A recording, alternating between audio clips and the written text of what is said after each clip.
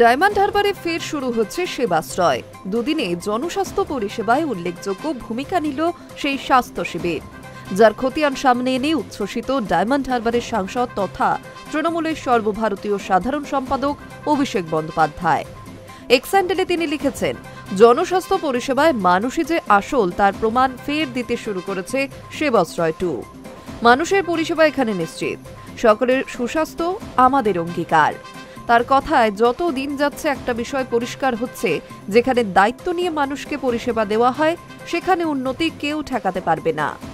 মহেশতলায় যে ক্যাম্প প্রথম শুরু হয়েছে, তার জন্য যত ডাক্তার, নার্স, স্বাস্থ্য পরিষেবা সংক্রান্ত সমস্ত টিম একজোট হয়ে কাজ করছে, তাদের প্রত্যেককে কৃতজ্ঞতা জানিয়েছেন সাংসদ।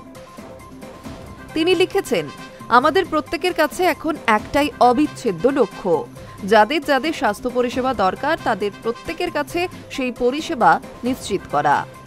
যে তথ্য অভিষেক দিয়েছেন তাতে দেখা যাচ্ছে, এই বিধানসভায় এখনও ৭,০০২ জন দুদিনে চেক আপের জন্য রেজিস্ট্রেশন করিয়েছেন। ২৭টি ক্যাম্প একসঙ্গে কাজ করছে। ৩,১৮৪টি কেস ডায়াগনোসিস হয়েছে। ৩,০৭৯ জনকে বিনামূল্যে ওষুধ দেওয়া হয়েছে। ৪,২৯৯ জন নানা জরুরি পরামর্শ পেয়ে ফিরেছেন। ১৬৬ জনকে ইতিমধ্যেই উন্নত চিকিৎসার জন্য ভালো হাসপাতালে রেফার করা হয়েছে। অভিষেক লিখেছেন, এই স্বাস্থ্য শিবির মডেল হয়ে উঠছে। সহানুভূতির সঙ্গে দক্ষতার সঙ্গে মানুষের কাছে চিকিৎসা পরিষেবা পৌঁছে দেওয়া হচ্ছে। Hi news network.